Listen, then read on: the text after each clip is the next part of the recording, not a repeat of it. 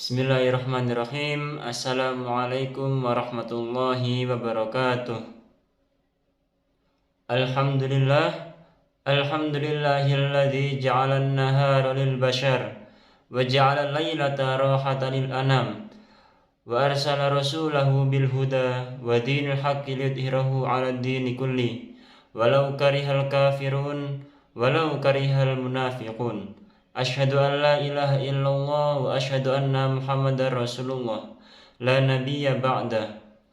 Awalan hayya bina nashkuru syukran ilallahi azza wa jalla alladzi qad a'tana rahmatan wa hidayatan hatta nastati an naksubaha. Thaniyan salatan wa salaman daimaini wa mutalazimaini ala habibina wa syafi'ina wa qurrata a'yunina Muhammad sallallahu alaihi wasallam alladzi qad hamalana minad dhulumati ilan nur, yakni ad-dinul Islam wal iman. Perkenalkan, nama saya Ahmad Miftahul Ulum. Saya dari Fakultas Ilmu Tarbiyah dan Keguruan dari Prodi Tadris Matematika. Jadi di sini saya akan membacakan rangkuman saya dari PBAK Universitas hari pertama dan hari kedua. Yang akan saya rangkum, ini adalah yang dibicarakan oleh Wakil Rektor Bidang Akademik, yaitu Profesor Dr. Umi Sumbulah MAG. Jadi, kelebihan pendidikan yang integrasi dan juga kampus yang memiliki pendidikan yang unggul. Jadi UIN Malang ini adalah UIN yang memiliki pendidikan yang integrasi dan juga kampus yang unggul. Jadi ketika kita kuliah di UINMA, kita nggak usah ragu lagi bagaimana keadaan UINMA atau bagaimana akademiknya. Maka Ibu Umi Sumbulah telah menjelaskan bahwa UIN Malang itu memiliki pendidikan yang integrasi. Dan juga UIN Malang memiliki pendidikan dari pesantren atau ma'had. Nah, jadi ma'had ini adalah kelebihan pendidikan UIN Malang daripada UIN-UIN yang lain. Jadi mungkin seperti UIN yang lain, seperti UINSA atau UIN yang lain memiliki kelebihan sendiri-sendiri. Dan di UIN Malang ini, kelebihan dari UIN Malang adalah memiliki ma'had, yaitu seperti pesantren, memiliki kelebihan bahasa, pendidikan bahasa. Jadi di UIN Malang itu kita diajari bahasa Arab dan juga bahasa Inggris.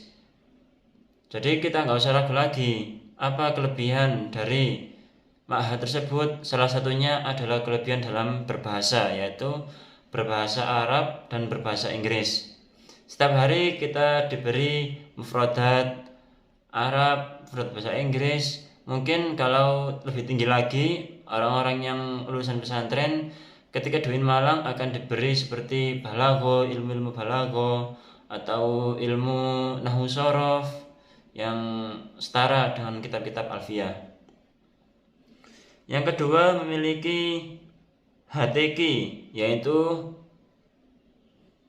Himpunan Tahfidzul Quran.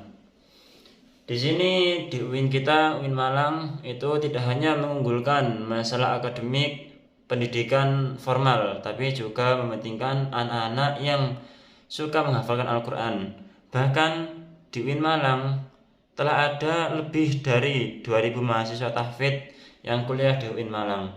Jadi ketika kita dulu di SMP atau sejak kecil atau ketika SMA kita pernah menghafalkan Al-Quran, kita telah diberi tempat atau wadah yang disebut HTQ untuk anak-anak yang ingin menghafalkan Al-Quran. Selanjutnya yaitu memiliki perpustakaan yang bagus, memiliki ribuan e-book yang bisa untuk bertugas. Di sini kita disediakan perpustakaan yang berisi banyak sekali buku-buku, entah buku itu untuk tugas atau untuk yang lain, seperti untuk menambah wawasan kita, menambah wawasan keilmuan. Ketika kita kuliahnya itu di syariah, kita ingin mempelajari sains atau fisika, kimia, kita bisa langsung mencari bukunya di perpustakaan UIN Malang.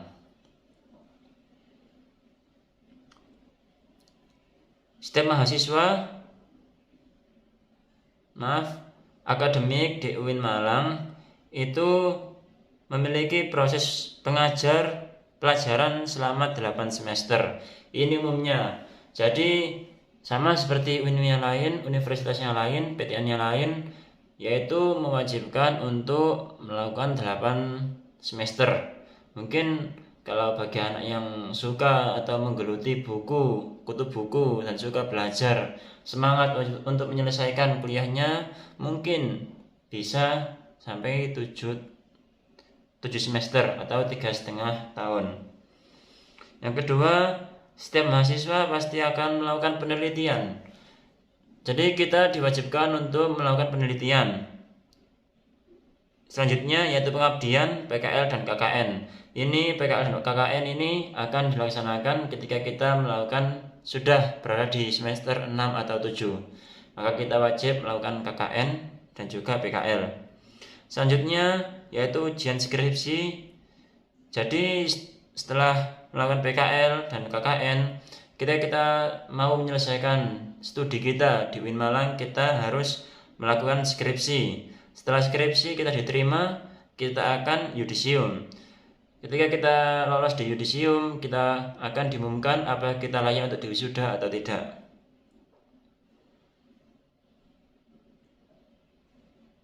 Selanjutnya, kita harus melakukan PBAK untuk mengetahui dalamnya UIN. Jadi seperti yang saya dan teman-teman lakukan sekarang adalah PBAK. PBAK ini dulunya sama seperti ospek namanya, tapi sekarang namanya PBAK. Jadi di PBAK ini kita dijelaskan bagaimana dalamnya kampus, pelajaran-pelajaran kampus, kita akan diberi wawasan akan semua itu. Selanjutnya yaitu organisasi. Jadi kita diberi kesempatan untuk melakukan organisasi sebanyak-banyaknya, semampu-mampu kita. Jadi kita tidak boleh menomorsatukan organisasi tapi menomorsduakan kampus. Jadi kita harus dua-duanya jalan. Ketika kita mendahulukan organisasi, pasti pelajaran kita akan tertinggal. Jadi itu singkat rangkuman dari yang saya rangkum dari pembicara Ibu Umi Sumbulah. Selanjutnya dari Wakil Rektor Bidang Kesiswaan yaitu Dr. Ahmad Fatah Yasin MAG. Jadi Dr. Ahmad Fatah Yasin ini menjelaskan bahwa menjadi mahasiswa UNIMA itu tidak mudah. Kita tidak mudah untuk masuk di perguruan kita ini yaitu UIN Malang. Ketika kita sudah masuk di tahun ini aja, kita telah mengalahkan lebih dari 20 orang setiap mahasiswa. Kita telah mengalahkan 20 orang. Selanjutnya, kampus kita ini dilarang memiliki rambut yang gondrong atau ketika kita masuk memakai kaos atau memakai celana yang pendek itu dilarang. Selanjutnya, kita disediakan yang namanya UKM. Nah, UKM ini ketika kita dulunya di sekolah dasar, SMP atau SMA itu sama dengan ekstrakurikuler. Jadi di sini kita dilarang oleh bapaknya itu untuk hanya melakukan kampus kos. Ketika kita ngampus, setelah kampus selesai langsung kembali ke kos atau ke kontrakan. Jadi kita harus melakukan yang namanya organisasi atau yang lain-lain sebagainya. Kita diwajibkan untuk memiliki juara kegiatan. Jadi juara ini mungkin ketika kita hanya melakukan satu kali, tapi itu pasti akan mengenang kita untuk di hari-hari selanjutnya.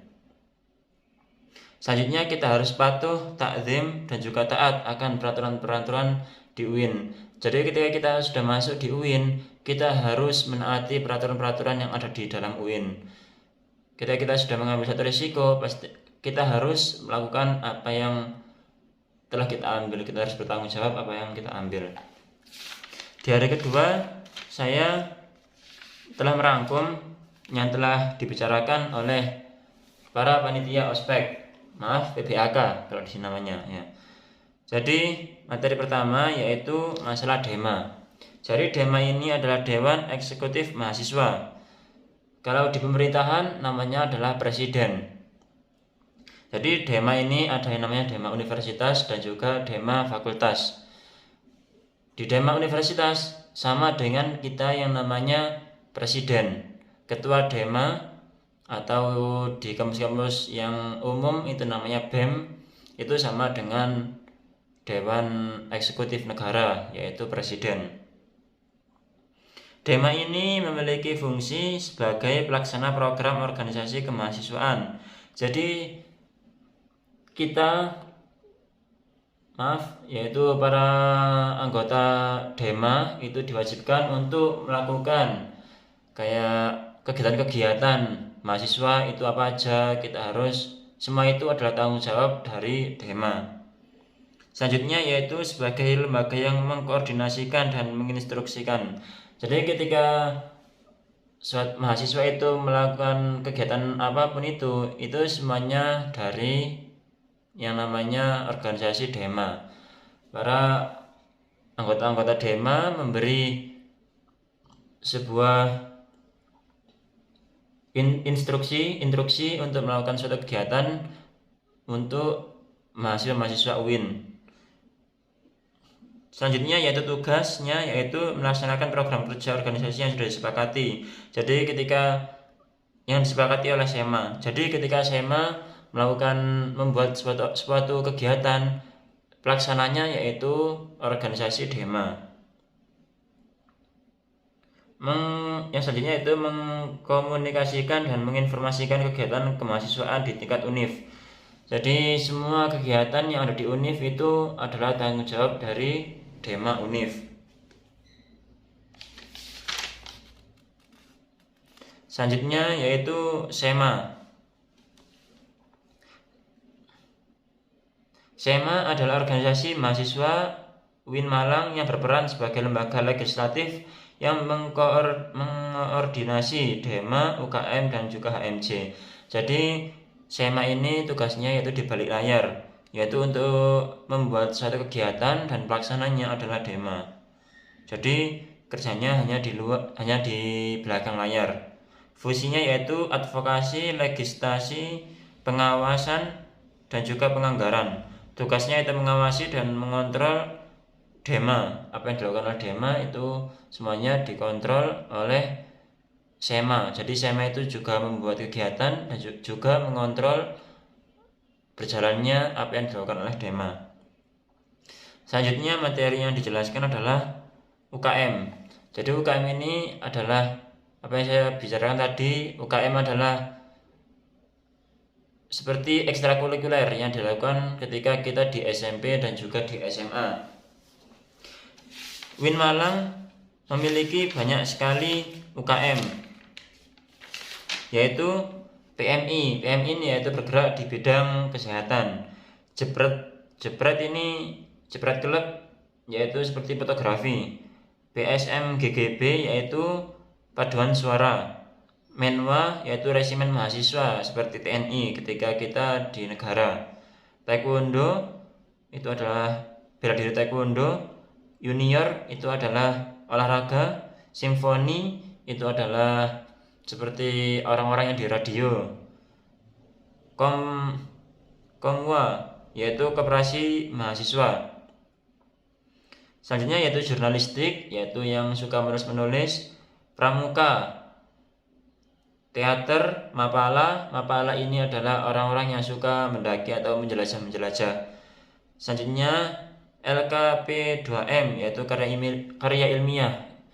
Ketika mahasiswa itu suka dengan karya-karya ilmiah atau membuat sesuatu, maka silakan untuk masuk di UKM LKP2M.